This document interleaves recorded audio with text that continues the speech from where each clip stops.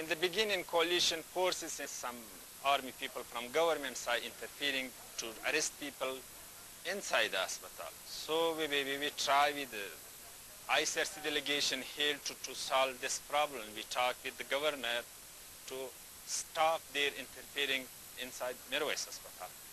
They respected the role and regulation of health sector in ICRC, so they stopped their interfering. It's the video phone service that the Red Cross provides to families of prisoners held in coalition detention centres, which seems to have genuinely won local hearts and minds. Every Thursday, as many as 200 family members crowd the ICRC compound to wait to speak to an incarcerated relative. They will come? Yeah, they are here. They are waiting okay, outside, yes, yeah. yes, they are here. Most of these families, they first came to our office to report that their relatives has been arrested. So we try to find information about their whereabouts. Mohammed Wali's son was arrested by US forces a month ago, while his family claims he was looking after his flock of sheep. They asked ICRC for help, and the Red Cross traced him to Bagram, the American detention center near Kabul. Mohammed Wali is relieved when for the first time in weeks he hears the voice of his son and knows he's alive. Okay, you know at which booth they will put this detainee? This is the first time video phone calls have been filmed. The rules are strict. The faces of the prisoners cannot be shown. In Bagram, a list of family members requested by the prisoner is agreed with the military before the meeting. If a name is not on the list, the person can't enter. The conversation is mundane. It's the contact that matters. I asked him about his health. How is his food? How are the conditions there in detention? Is he happy or not? These were my questions. And he asked me about the family. So I told him that they are all here and they are all okay. ICRC says it's crucial to keep contact with all the armed groups in Afghanistan, including the Taliban.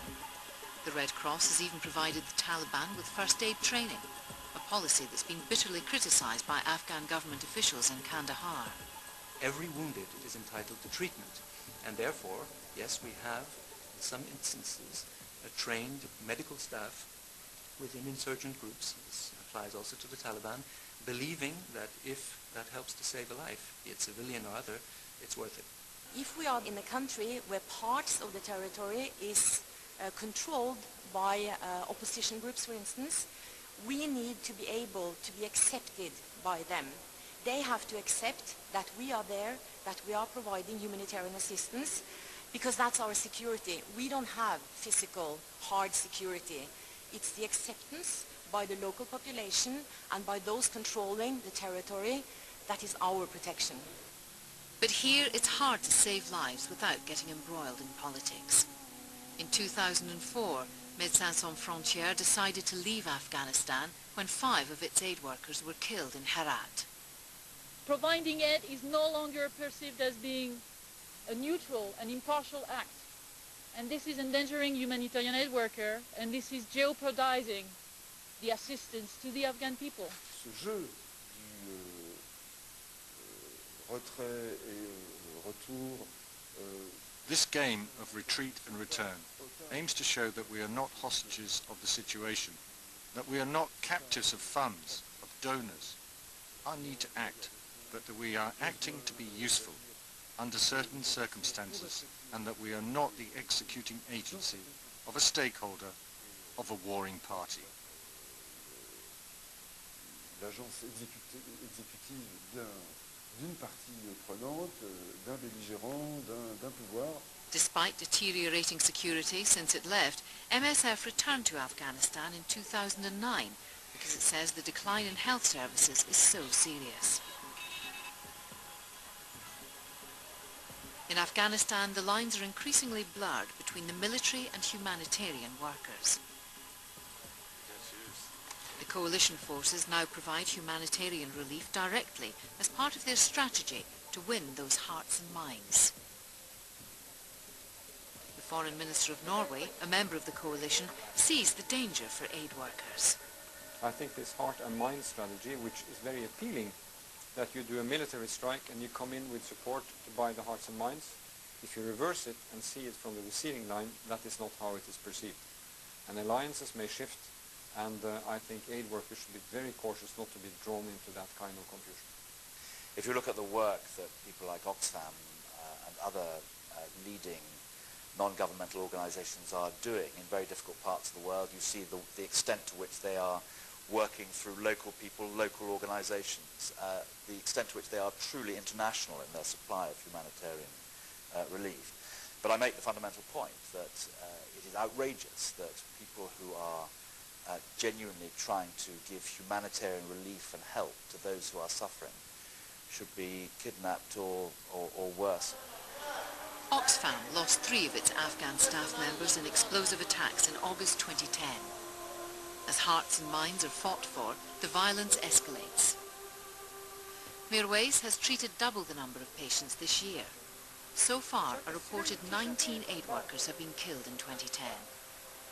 So why do organizations like the Red Cross stay on? I thought 15 years of war, how does one cope with that? Now it's twice as long, and civilians are still exposed to these situations, and there has to be organizations such as the ICRC to keep its focus on their needs.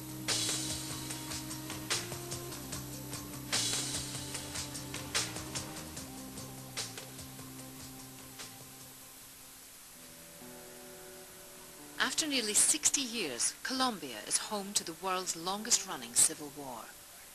It's a continent away from Afghanistan, but there are parallels.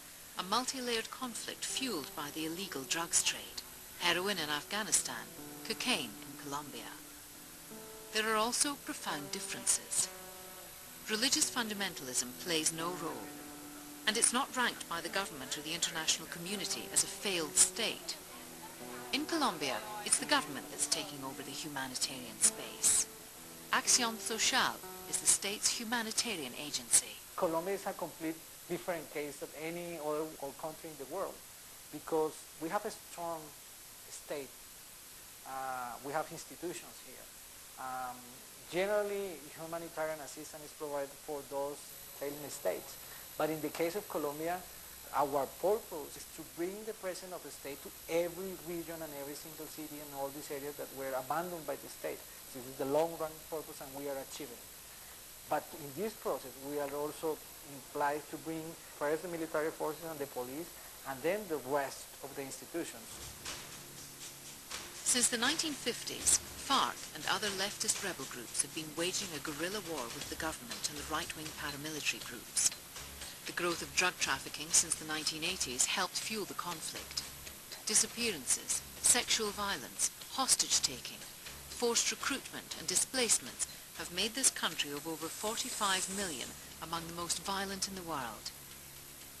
Since 2002, the Colombian government, under former President Álvaro Uribe, applied a hard line against the FARC guerrillas, a policy called democratic security, which has seen the authorities move to take over the humanitarian space.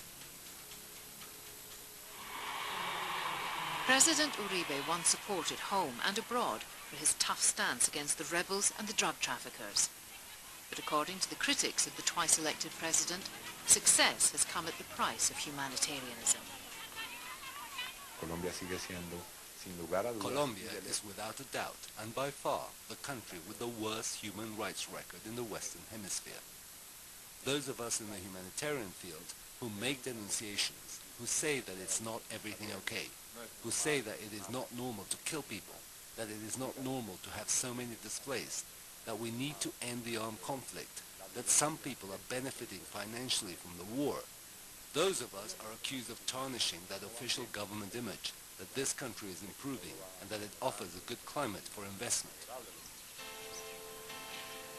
The Red Cross has been working here since 1969.